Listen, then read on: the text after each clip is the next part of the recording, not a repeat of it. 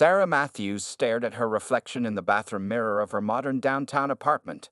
Her carefully applied makeup couldn't quite hide the dark circles under her eyes, but she had become an expert at concealing what lay beneath the surface.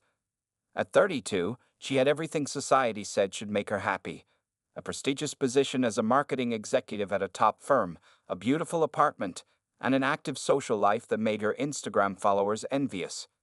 On this particular Monday morning, Sarah adjusted her navy blazer and practiced her signature smile, the one that never quite reached her eyes anymore.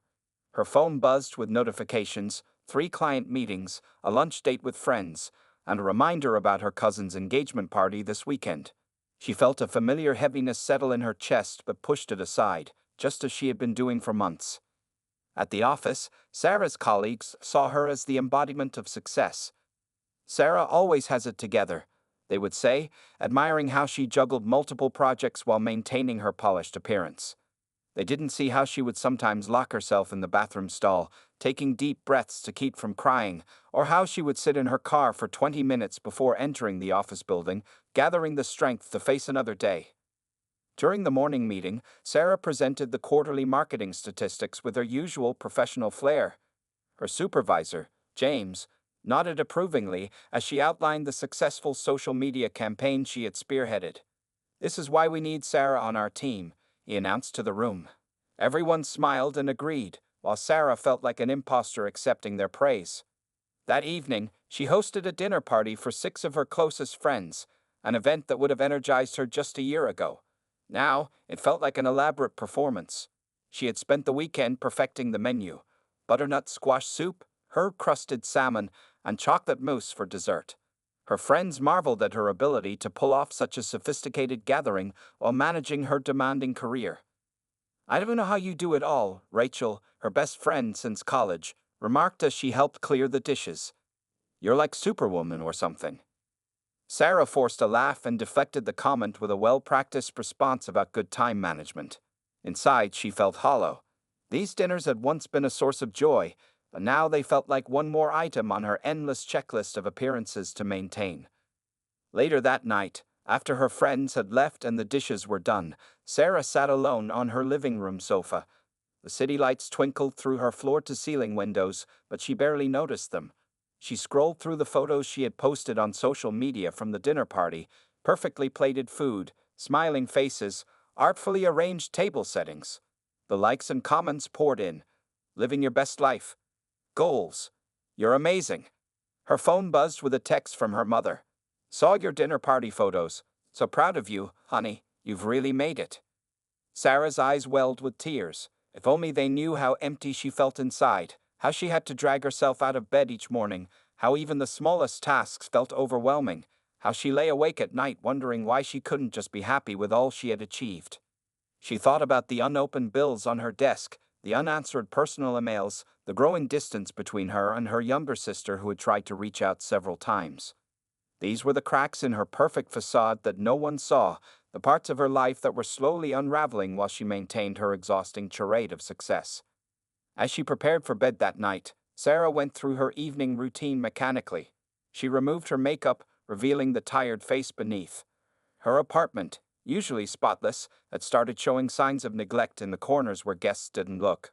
Unwashed laundry piling up, half-empty coffee cups forgotten on windowsills, dead plants she hadn't bothered to replace. Setting her alarm for another early morning, Sarah pulled her premium sheets up to her chin. Tomorrow would be another day of smiling through meetings, making witty comments at lunch, and posting carefully curated glimpses of her life online. But as she lay there in the dark, she wondered how much longer she could keep up this performance before something had to give. What Sarah didn't know was that the facade she had worked so hard to maintain was about to begin cracking in ways she couldn't ignore, and the perfect life she portrayed to the world was hovering on the edge of a transformation she never saw coming. The changes in Sarah's behavior started small, like hairline cracks in a porcelain vase. It began with a cancelled yoga class here, a missed brunch there. Her friends noticed but chalked it up to her busy work schedule. What they couldn't see were the weekends Sarah spent in bed, curtains drawn, ignoring the world outside her apartment walls. One rainy Sunday morning, Sarah stared at her phone as it lit up with messages from her running group. They were waiting for her at their usual meeting spot. She had been part of this weekend tradition for 3 years, but today, like the past 4 weekends, she couldn't bring herself to go. She typed out another excuse about having a migraine, then turned her phone face down. At work, her once spotless desk began collecting coffee cups and unopened mail. Her calendar, previously color-coded and meticulously organized, showed missed deadlines and rescheduled meetings. James, her supervisor, stopped by her office one afternoon, concern evident in his voice. "Everything okay, Sarah? The Thompson proposal was due yesterday, and the client's been asking about it." Sarah jumped, realizing she had been staring at her computer screen for the past hour without typing a single word. "Oh, right. I'll have it to you by end of day," she promised, though she had barely started the work. That evening, she stayed late at the office, trying to focus through the fog that seemed to cloud her mind constantly now. The cleaning staff found her at 9 p.m., still at her desk, staring blankly at a half-finished presentation. Her eating habits changed too. The woman who once prepared elaborate dinner party menus now survived on delivery food and protein bars. Her refrigerator contained nothing but expired yogurt and wilted vegetables. When her sister Kate dropped by unexpectedly one evening, she was shocked by the state of Sarah's usually immaculate kitchen. "Sarah, there are dishes in your sink from what looks like weeks ago," Kate said, trying to keep the worry from her voice. "This isn't like you at all." "I've just been busy," Sarah replied, the excuse sounding hollow even to her own ears. "Work's been crazy lately." Kate didn't buy it, but Sarah changed the subject before her sister could probe further. Social media became Sarah's biggest performance. She recycled old photos, posting them as if they were current. A shot of last year's vacation in Bali. A throwback to a charity gala from 6 months ago. Anything to maintain the illusion that she was still living her best life. The reality was far different. Sarah had started calling in sick to work more frequently, something she had never done before. Simple tasks like showering or answering emails felt like climbing Mount Everest.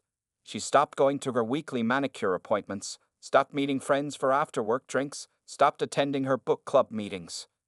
Rachel finally confronted her after Sarah missed her birthday celebration, something that had never happened in their 15 years of friendship. "You've missed the last 3 times we tried to get together," Rachel said during a phone call.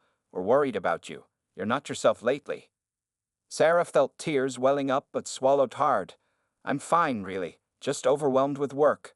You know how it gets." But it wasn't just work. Sarah found herself crying in random places, in her car during lunch breaks, in the grocery store while picking up microwave dinners, in the elevator of her apartment building. The tears came without warning, and she had no explanation for them. One evening, while attempting to prepare for an important client meeting the next day, Sarah found herself sitting on her kitchen floor, surrounded by scattered papers and unopened mail. She couldn't remember how long she'd been sitting there. Her phone showed 5 missed calls from her mother and several concerned text messages from colleagues about a meeting she had completely forgotten to attend that afternoon. As she looked around her apartment, Sarah barely recognized her own life anymore. The plants were dead, mail was piled up, and her usually organized closet was a mess of unwashed clothes. The woman who had once juggled multiple projects with ease now struggled to complete basic tasks.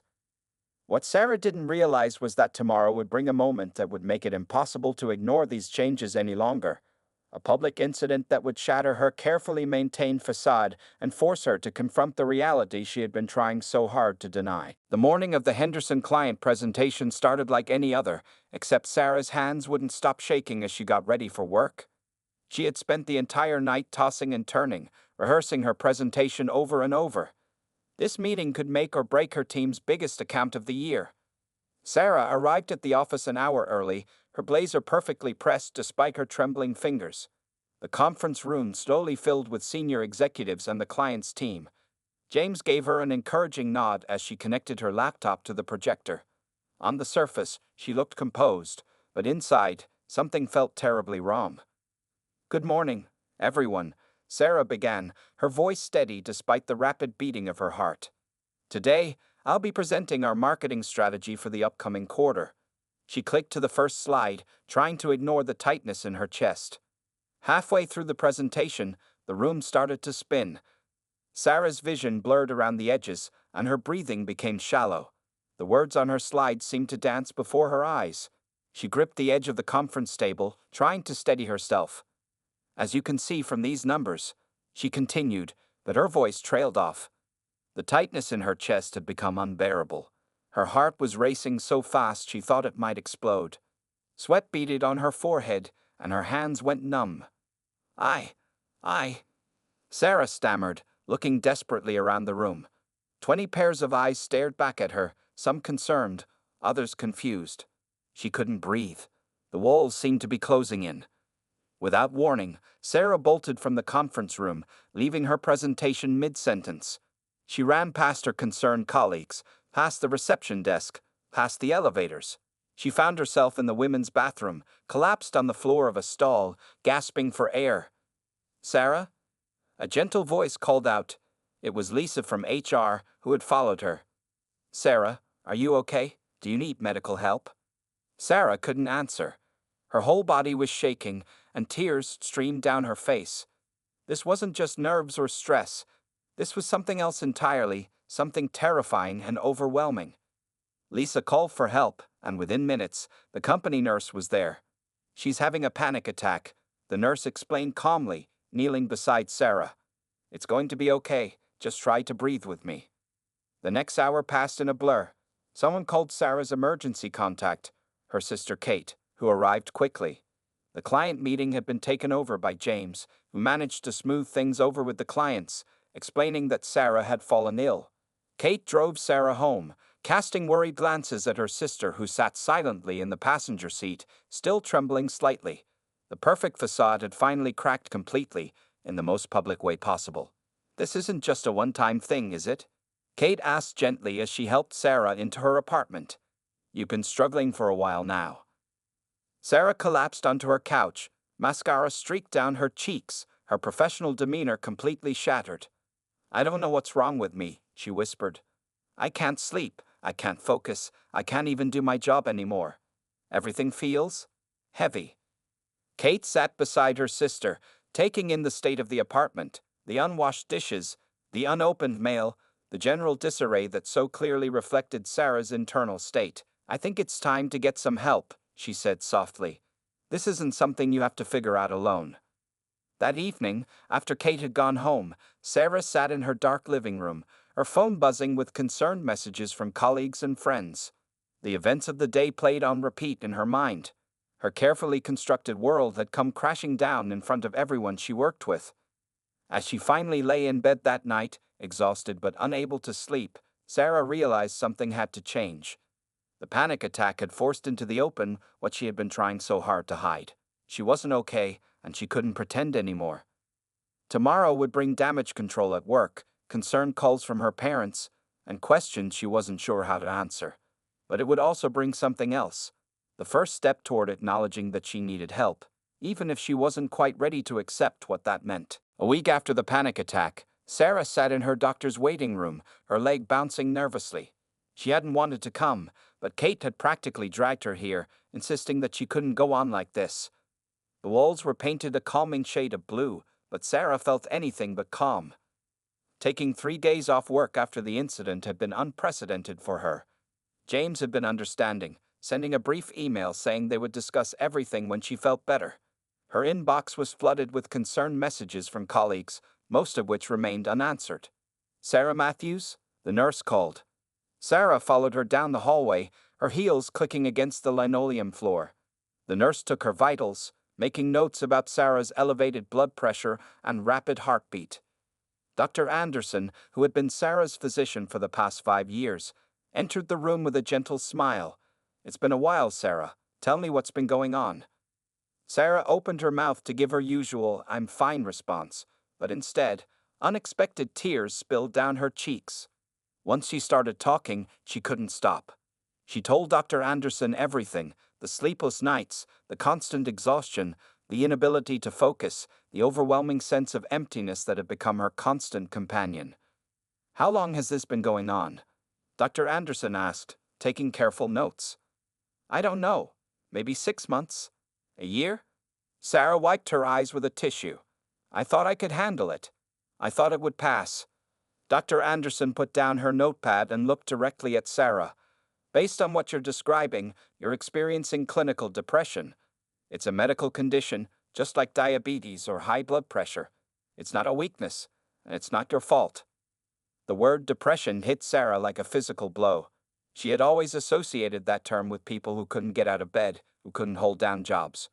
Not successful marketing executives who hosted dinner parties and ran marathons.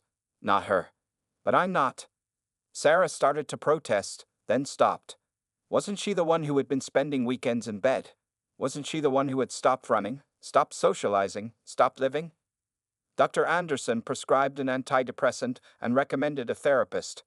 The medication will help with the chemical imbalance, but therapy will give you tools to manage this long term, she explained. This is just a first step, Sarah. There's no quick fix, but there is a way forward.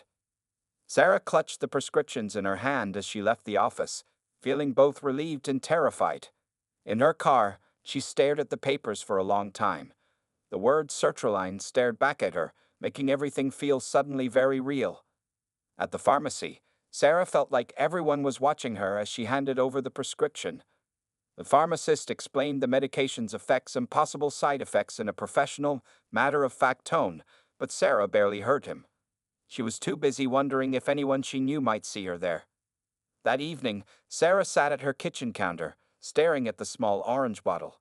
Kate had offered to come over, but Sarah had insisted on being alone. She needed time to process this new reality. Her phone buzzed with a text from Rachel.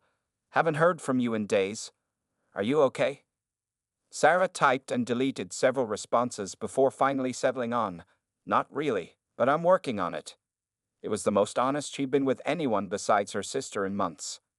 As she got ready for bed that night, Sarah caught her reflection in the bathroom mirror. The woman looking back at her seemed different somehow, less put together, but perhaps more real. She thought about all the energy she had spent maintaining her facade, all the times she had insisted she was fine when she was anything but.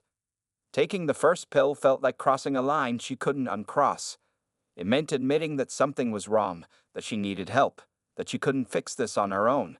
It meant accepting a new identity, someone who took antidepressants, someone who went to therapy, someone who wasn't perfectly fine. As she lay in bed that night, Sarah realized that tomorrow would bring new challenges. She would have to decide who to tell, how much to share, how to navigate this new territory. But for the first time in months, she felt something that had been missing for so long, a tiny flicker of hope that maybe, just maybe, things could get better. 3 weeks into her treatment, Sarah sat in her therapist's office, fidgeting with a loose thread on her sleeve. Dr. Peterson's office had become both a sanctuary and a source of anxiety, a place where she slowly began to unravel the complex web of emotions she'd been suppressing for so long. "How are the medications working?" Dr. Peterson asked, her notepad balanced on her knee. "The side effects are challenging," Sarah admitted.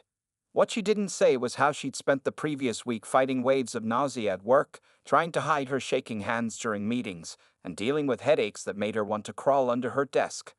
Only Kate knew about the treatment.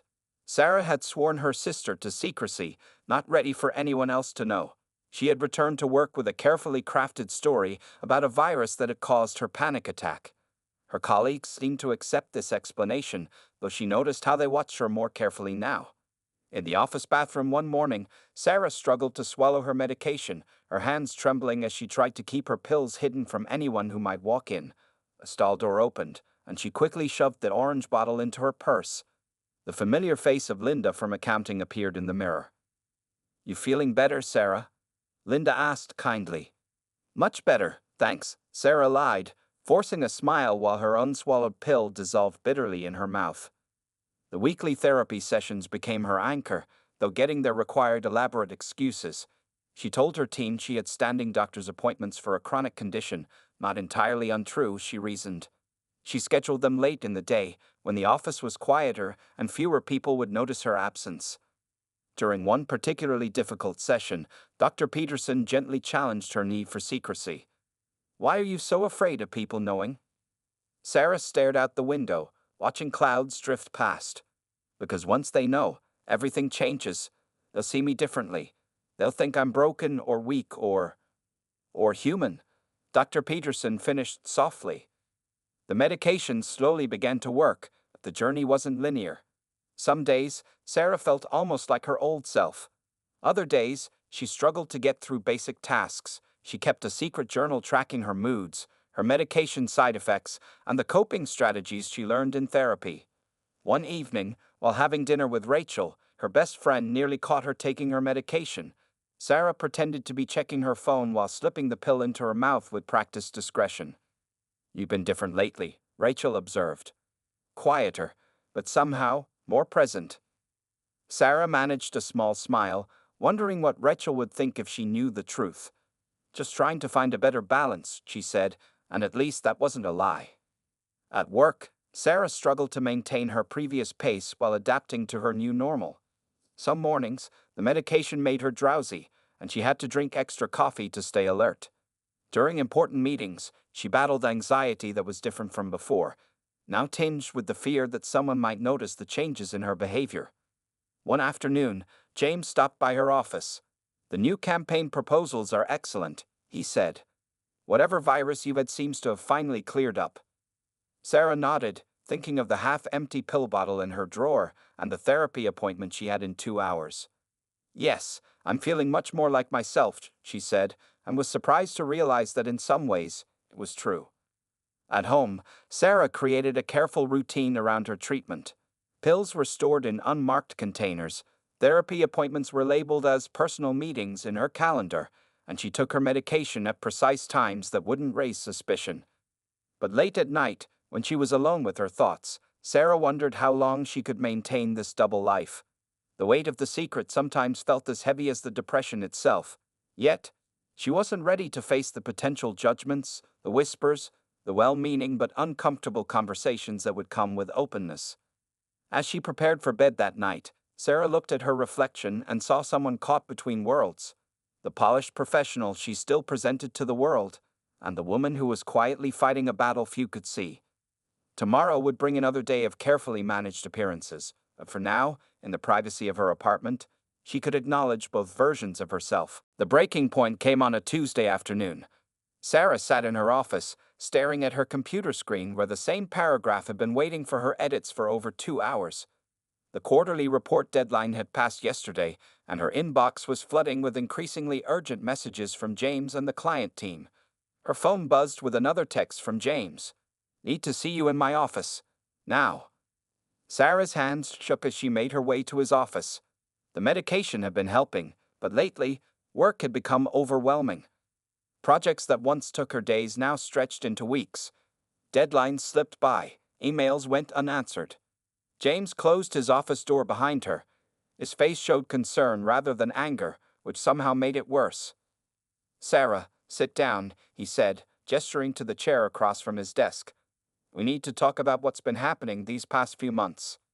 He pulled out a folder and began listing the issues: missed deadlines, incomplete reports, client complaints about unanswered emails. As he spoke, Sarah felt her carefully constructed facade beginning to crack.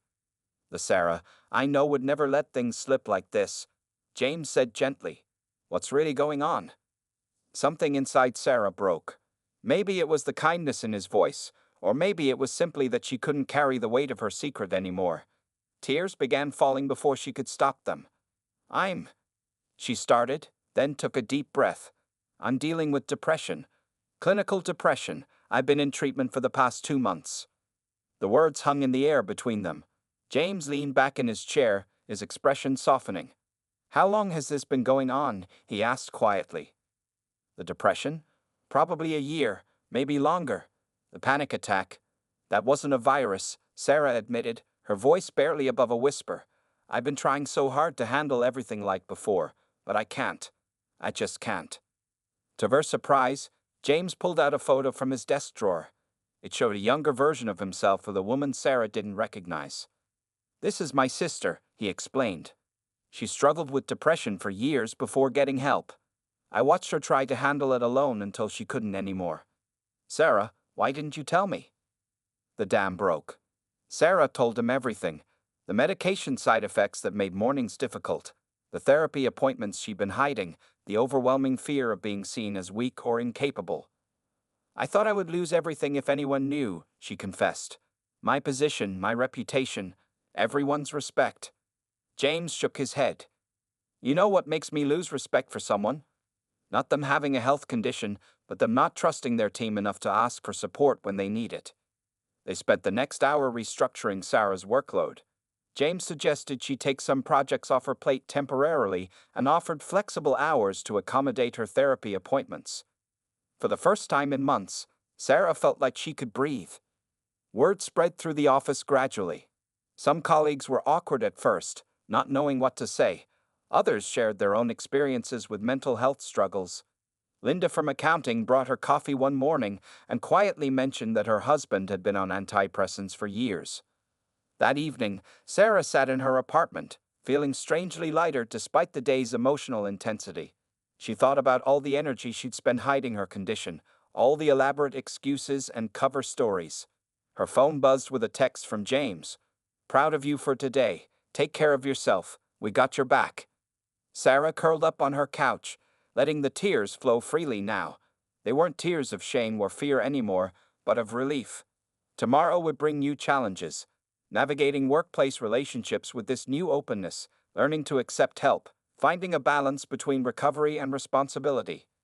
But for the first time since her diagnosis, Sarah felt like she didn't have to face those challenges alone. The unraveling of her secret had been terrifying, but in its place, something new was beginning to take shape, something that felt a lot like hope. The shift in Sarah's life after opening up about her depression wasn't immediate, but it was profound.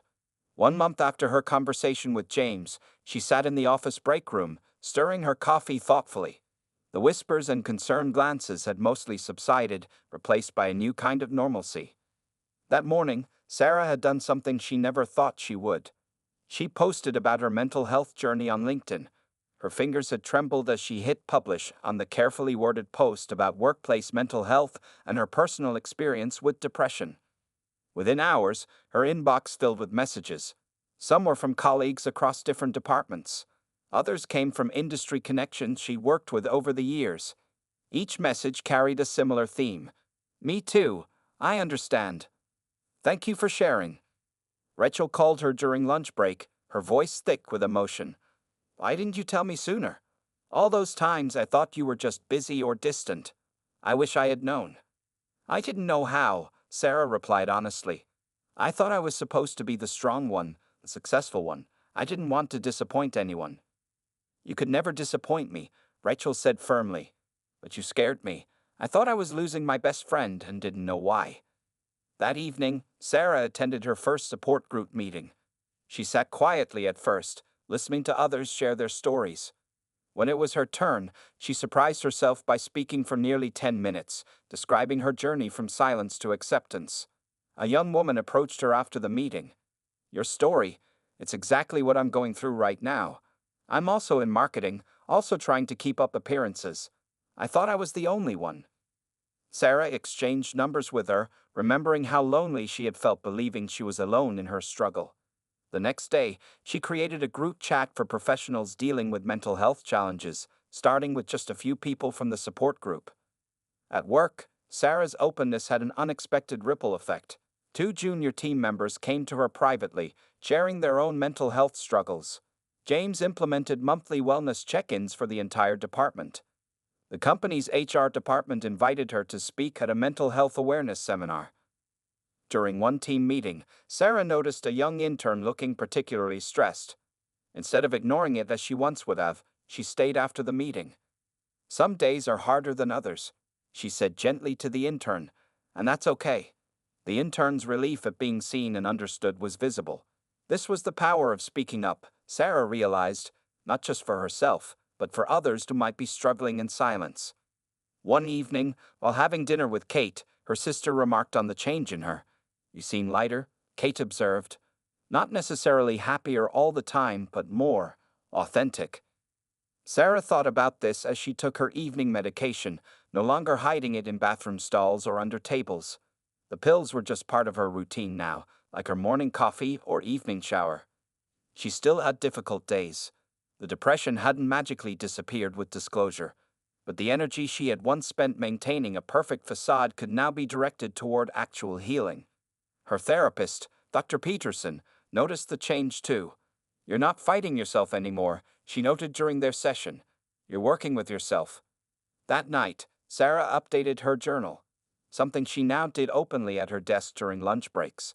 She wrote about the fear she had lived with for so long, the relief of finally speaking her truth, and the unexpected community she had found in vulnerability. Her phone buzzed with notifications from the support group chat she had created. People were sharing their daily victories and struggles, offering encouragement and understanding. Sarah smiled, remembering how recently she had felt completely alone in her battle. Tomorrow would bring its own challenges. Depression wasn't a straight line to recovery, rather a journey of ups and downs. The difference now was that Sarah no longer felt she had to pretend those downs didn't exist. As she got ready for bed, Sarah caught her reflection in the mirror. The woman looking back at her wasn't perfect, wasn't always strong, and wasn't afraid to admit it anymore. And somehow, that made her stronger than she'd ever been while trying to maintain her facade of perfection. 3 years had passed since Sarah's panic attack in the conference room. Now, at 35, she stood at a podium in front of 200 people at a mental health awareness conference, sharing her journey from silence to advocacy. Depression didn't define me, she told the audience, her voice steady and confident.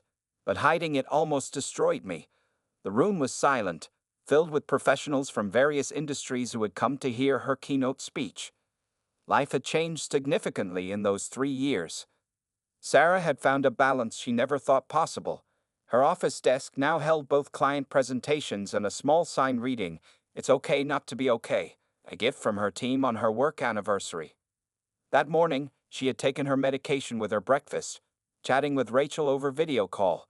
The pills were just part of her routine now, like vitamins or allergy medication. She had tried different combinations over the years, working with her doctor to find what worked best for her. Her career had taken an unexpected turn. While still leading marketing projects, she had also become her company's mental health advocate. The support group she had started had grown into a formal network with hundreds of members across different companies. James stopped by her office after the conference. "Remember when you thought telling me about your depression would end your career?" he asked with a smile. "Look at you now." Sarah laughed, remembering her fear from 3 years ago. Her office walls now displayed awards, not just for marketing excellence, but for her work in mental health advocacy. Last month, she had been featured in a business magazine discussing workplace mental health. Depression still visited sometimes.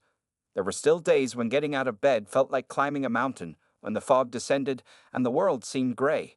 But these days were different now. She had tools to cope, people to lean on, and most importantly, the freedom to say, "I'm not okay today." That evening, Sarah hosted a dinner party, much like she used to in her perfect life days. But this time was different. When Rachel asked how she was doing, she answered honestly about her recent therapy breakthrough.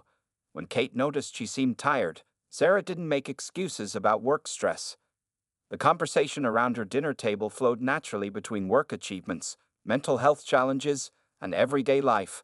Her guests shared their own struggles and victories, creating a space where authenticity was valued over perfection. Later that night, Sarah opened her laptop to update her blog, something she had started 2 years ago to document her journey. Comments from readers around the world filled her screen, sharing how her story had helped them find their own voice. Her phone buzzed with a message from the young intern she had helped years ago, who was now a successful manager herself. "Used your techniques for managing anxiety during my presentation today. They worked perfectly. Thank you for teaching me it's okay to not be okay." Sarah smiled, remembering her own journey. She still saw Dr. Peterson monthly, not because she was in crisis, but because she understood the value of maintaining mental health, just like physical health. Looking out her apartment window at the city lights, Sarah reflected on how far she had come. Her life wasn't perfect. It never would be, but it was real. The facade she had worked so hard to maintain had been replaced by something much more valuable: genuine connections, honest relationships, and the strength that comes from embracing vulnerability. Tomorrow would bring its own challenges. There would still be difficult days, therapy sessions, medication adjustments, and moments of struggle. But Sarah no longer faced these challenges alone or in silence. As she got ready for bed, Sarah wrote one last entry in her journal. 3 years ago, I thought depression was my greatest weakness. Today, I know that facing it became my greatest strength. The journey continues, But now I walk it proudly, openly, and surrounded by people who understand that healing isn't about reaching a destination. It's about learning to embrace every step of the path.